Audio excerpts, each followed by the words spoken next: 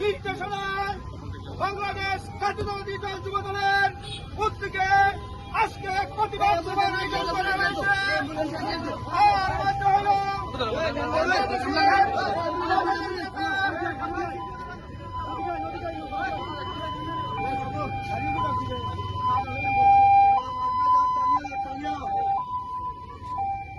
আমাদের দেশের মাননীয় প্রধানমন্ত্রী জনাব তারেক রহমান এই দেশের শাসন সুশাসন উন্নয়ন অবকাঠামো সুন্দর এবং সার্থক করার কারণে আজকে আমাদের একটি কুচুক্তি মহল তাদের গায়ে লবণ লেগে গেছে, তারা সহ্য করে নিতে পারে না।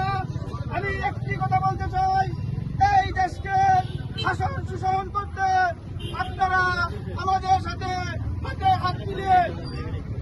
হাত মিলিয়ে আসুন, আমরা এই দেশকে সুন্দর এবং সার্থক করে তুলি। আমরা আগামীতে আপনাদেরকে বলে দিতে চাই, এই দেশে পরিচালনা করতে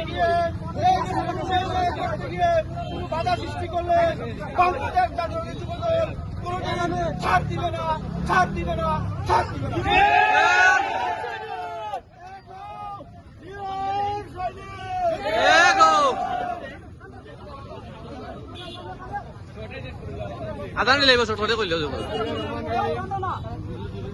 বাংলাদেশ জাতীয়তাবাদী যুবদল জুড়ি উপজেলা শাখার আয়োজনে বাংলাদেশের বিভিন্ন স্থানে আমাদের দেশের বর্তমান প্রধানমন্ত্রী জনাব তারেক রহমান যেভাবে দেশ পরিচালনা করছেন তার বিরুদ্ধে বিভিন্ন ষড়যন্ত্র করা হচ্ছে। সেই প্রতিবাদে মৌলভীবাজার জেলা যুবদলের বিপ্লবী সভাপতি জাকির হোসেন উজ্জ্বল ভাইয়ের নির্দেশে আজকে আমরা জুড়ি উপজেলা যুবদল এখানে একত্রিত হয়েছি প্রতিবাদ স্বরূপ।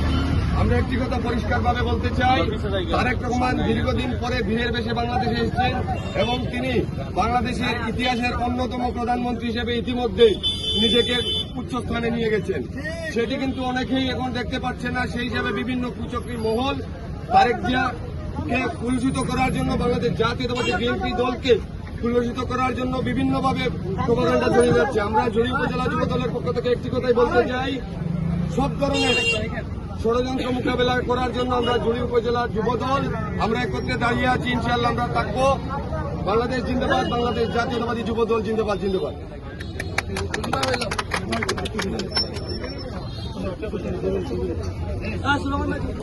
আজকে সবাই এখানে পরবর্তীতে যে আমাদের জেলা যুবদলের সভাপতি জাকির হোসেন উজ্জ্বল ভাই যে নির্দেশ আমাদেরকে দিবে, আমরা সবাই যথাযথভাবে এই নির্দেশনা পালন করার জন্য চেষ্টা করব। আমরা ওনার নির্দেশে আমরা আমাদের কার্যক্রম আমরা চালিয়ে যাব।